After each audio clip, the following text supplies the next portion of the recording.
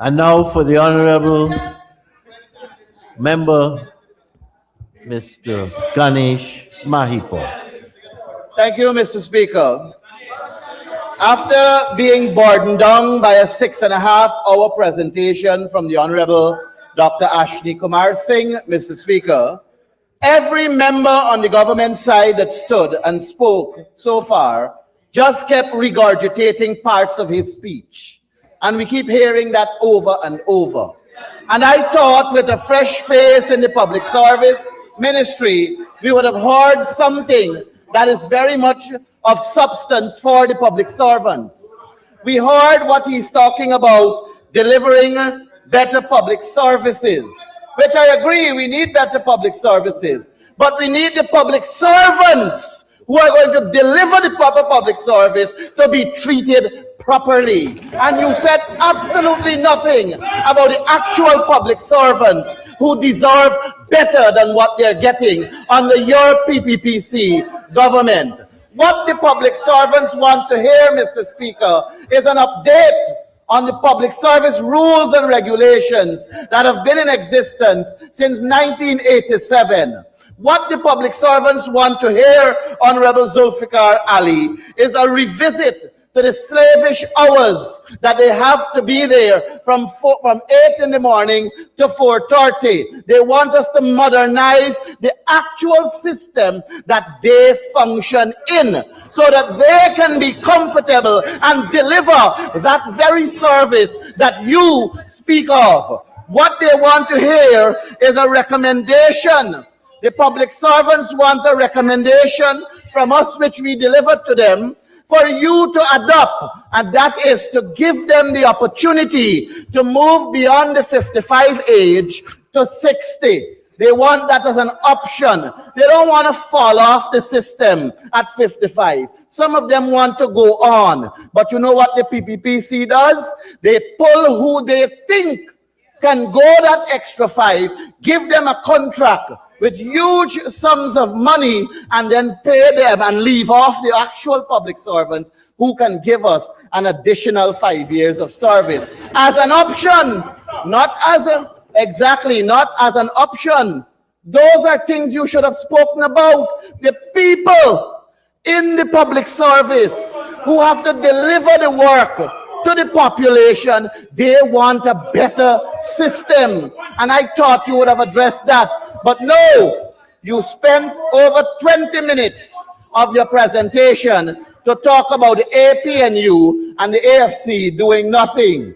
But let me remind you, and when every one of them speak, Mr. Speaker, it's like that 23 years they were in office never existed. It's like it never existed. When we inherited government in 2015, minimum wage was at $39,000. $39,000. When we left, Mr. Speaker, it went to $65,000. The public servants know this. When we entered government, Mr. Speaker, when we entered government and left, the public servants got 77% aggregate as their salary increase. And you know what, Mr. Speaker? It was one time the ministers of the APNU, the senior ministers in 2016, took 50% salary increase. One time. That 50%, Mr. Speaker, was their salary in 2016, never moved in 2017, never moved in 2018, never moved in 2019, never moved in 2020. These hoodlums over here, they say they don't like it, they don't want it, they're going to take it back. I was waiting for you to retract. Apologies, sir, I retract.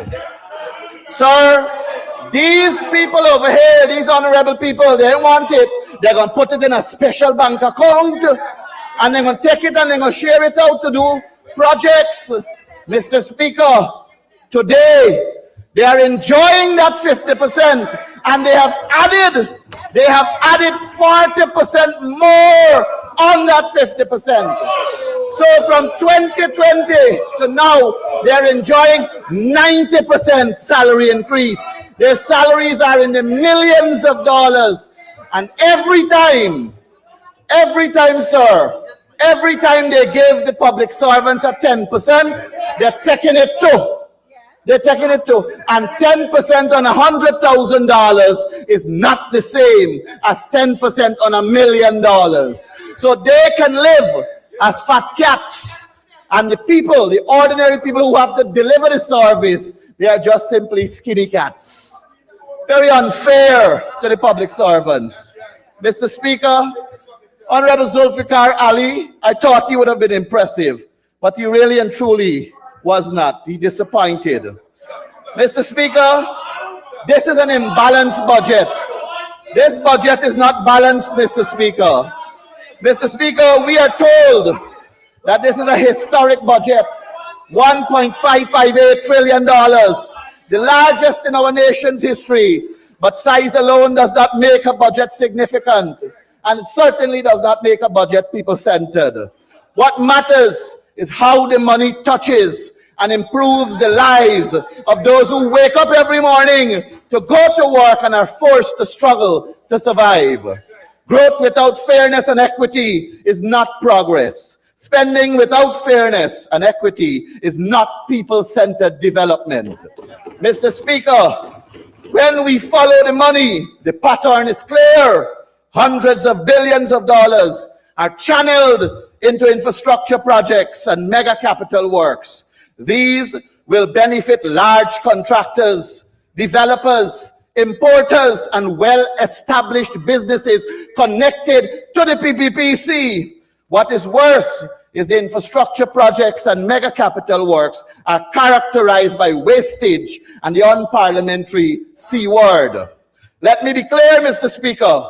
Investment in all businesses is necessary.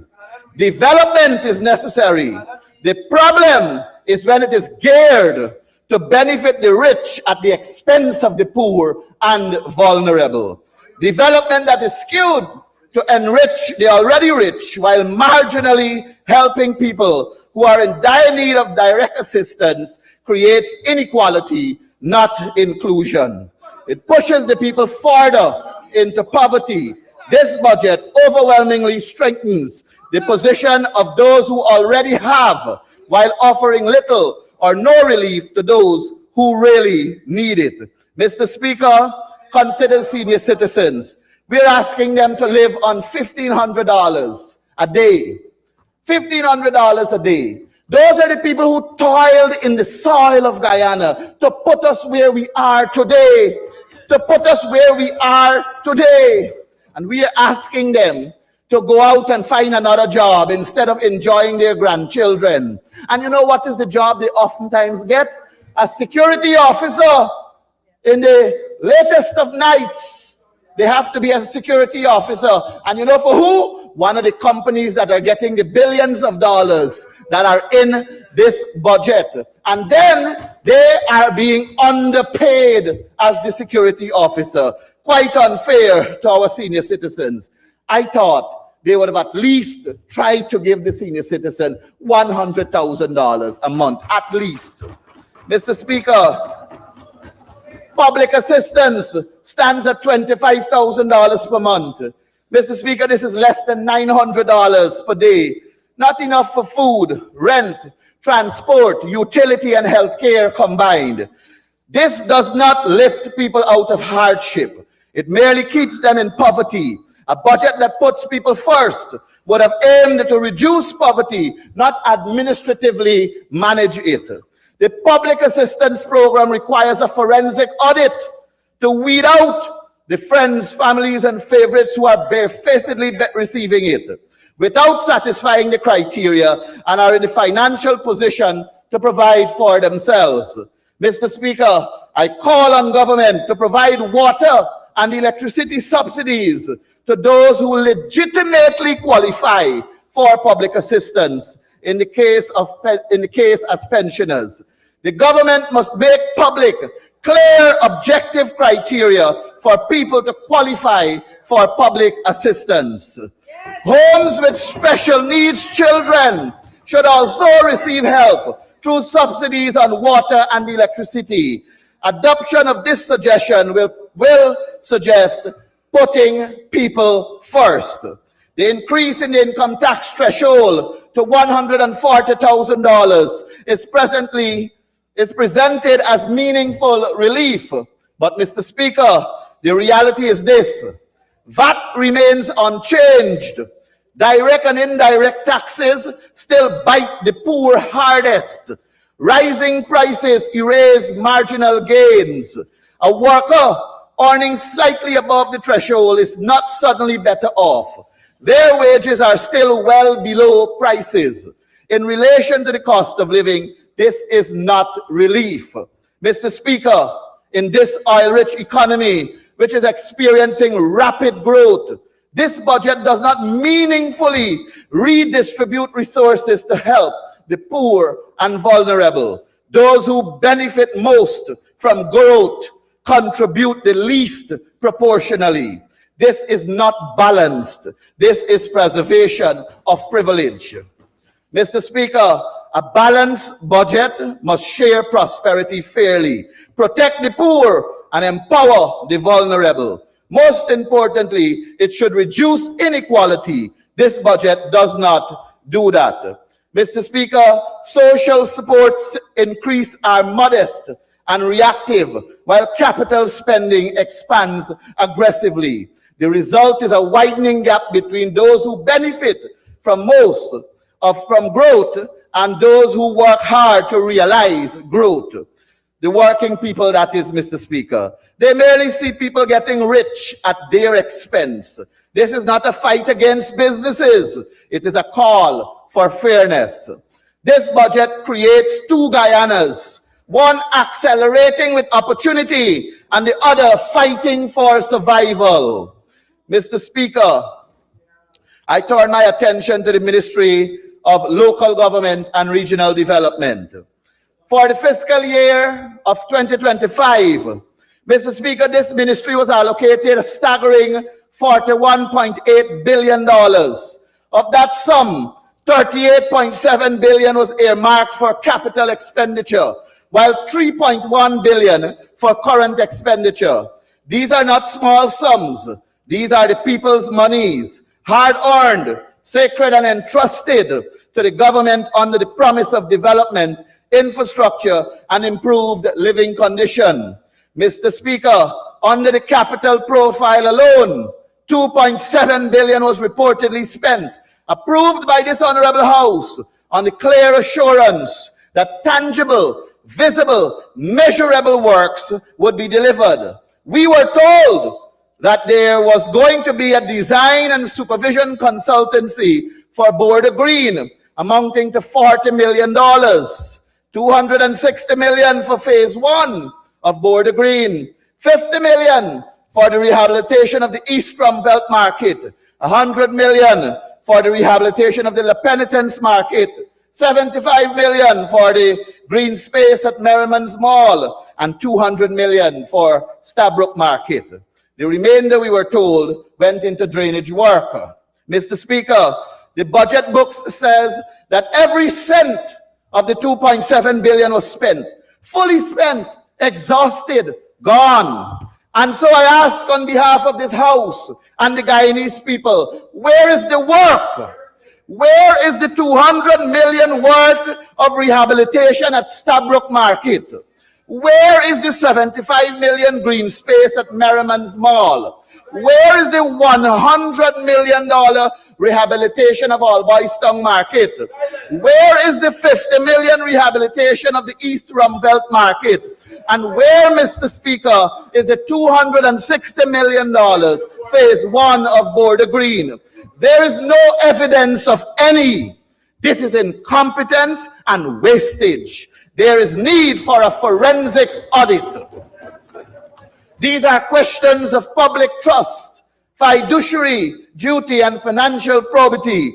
The minister must rise in this House and account for every dollar And if these funds did not materialize into concrete work, if they did not translate into steel, concrete drainage, stalls, roofs, and public space, then the unavoidable conclusion is this: the money went into somebody's pocket. The audit will reveal who, when, and where the funds went. Mr. Speaker, if public funds are withdrawn, recorded as spent, and cannot be physically verified on the ground, that is not mismanagement, that is public theft. The minister who was responsible for these sums of money, Honorable Sonia Parag, must tell this House where the money is, or who has it, and how they got it. Mr. Speaker, let me go further, because the rot does not end there. Across this country, the budget document claims that hundreds of millions more have already been spent on markets. I invite the people of Guyana to listen carefully and then go and verify with their own eyes.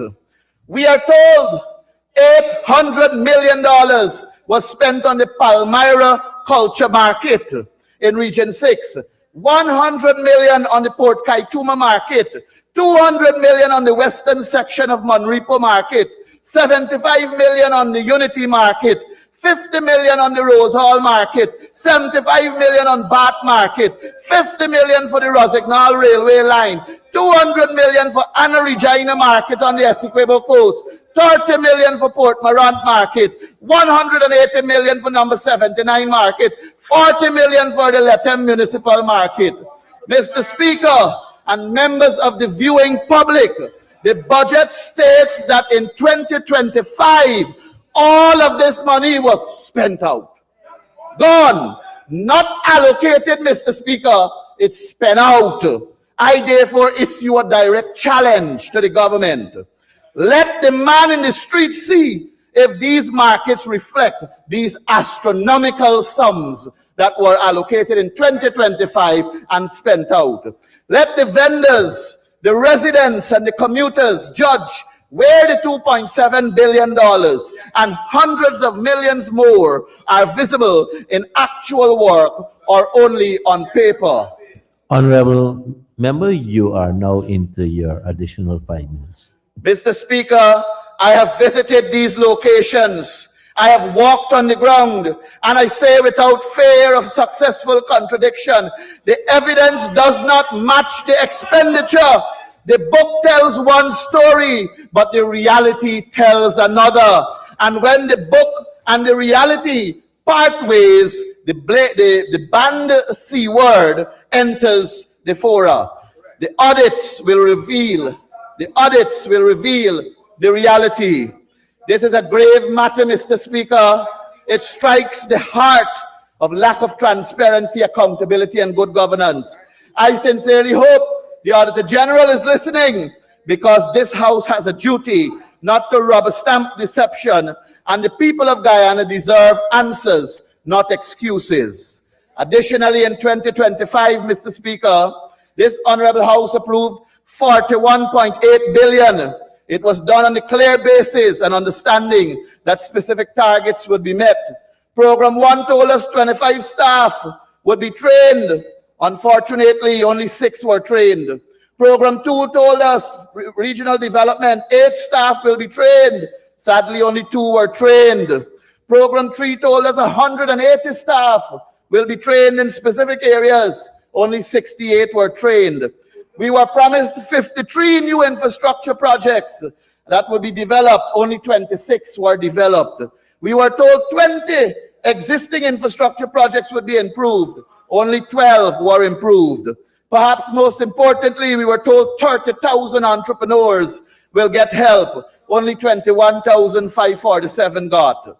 Mr. Speaker, not one of the targets were met. Not one. Not one of the targets was met. Yet all of the money that was allocated for these very accomplishments were spent out. All were spent out. This is the reality, Mr. Speaker, for solid waste management. 2025, 11.6 billion was spent, but yet the Hagboj landfill site continues to stink. This year, only 5.9 billion in the budget. I guess we will be having another stink year. Last year, Mr. Speaker, I anticipated awarding the Honorable Minister Sonia Parag an A grade for incompetence. Today, Mr. Speaker, I am on my feet to confirm that A grade and to increase the grade to an A plus for great incompetence. Mr. Speaker, I feel so sorry. I feel so sorry for education. But it must be noted, Mr. Speaker, that the allocation this year is lower than that of last year, while the targets are higher than what was actually achieved. This is odd. This, Mr. Speaker, will be a test of competence, and I trust Honorable Priya Manik-Chan will deliver, or maybe she was put there to fail. We will find out next year. For 2026, the requested sum is 36.7 billion, $5 billion less than what it was last year. Time will tell us the truth, Mr. Speaker. Mr. Speaker, I now speak to the person on the ground, the people on the ground. I visited the Vreeden Hoop Market and I met Auntie Lucy. Auntie Lucy said to me that when she came to her stall where she sells ground provision and greens for over 20 years to send children to school and put food on the table, one morning she arrived at her stall only to be told it was to be demolished. No written notice, no consultancy, no opportunity to relocate, just order, just forced, just power from the great bishop. Mr. Speaker, Auntie Lucy is not a criminal. She is not lawless. She is not resisting order. She simply asked for fairness. Bishop Yes, I stand to the point of order, sir. The honorable member mentioned my name about a matter that I have nothing to do with. Please withdraw it. Mr. Speaker, I said the great bishop. He is not the great bishop. He is not the great bishop. I said the great bishop. You're the silly Ganesh Mahipaul. The great bishop, and that is not his name. And that is not his name, sir. Thank you for your protection. Thank you. Mr. Speaker, I don't know of another bishop in this house. I said the great bishop. Sir, I said a great Honorable bishop. members, please. Thank you. I heard from the Honorable Minister Bishop Edgell. I didn't say Bishop Edgell. I said the great bishop. You're pulling the string. My apologies. So I heard the point of order, and at this point, I can't uphold that. There were two issues, though, which he raised. I allow it to pass. EQs of deception. Right? So be careful. Thank you for your guidance, sir.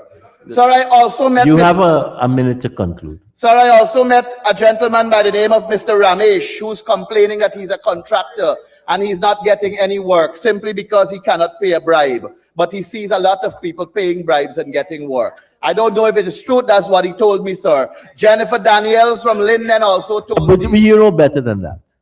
Hearsay in here, and especially where you're treading, is the third time. An experienced man. Thank you, sir. And as you're on your feet, you tend to repeat the unparliamentary phrases and actions when you sit in your seat. That's your first warning. Go ahead. You still have a minute to conclude. Mr. Speaker, if this government truly wants the people to do right things, then the example must first start on the government benches. Start with your vehicles. Start with your ministries. Start with your contractors. Start with your friends. Remove the flashing red and green, red and blue lights that are on your vehicles and stop disturbing the traffic from flowing properly on the road. Because you cannot preach order while participating and practicing disorder and lawlessness. You cannot demand respect from the law while abusing it. You cannot claim to be putting people first while your actions continue to hurt only the ordinary people in Guyana. Mr. Speaker, the people are watching and they know when justice is not equal. In conclusion, Mr. Speaker, I call on the government to recognize that the ordinary Guyanese need real help and genuine action to uplift their lives. And the government side must start with themselves by correcting all the flaws that they are guilty of committing and breaking the laws, and then they can fight to implement it into the ordinary people's lives. I thank you, gracious Speaker. Thank you very much.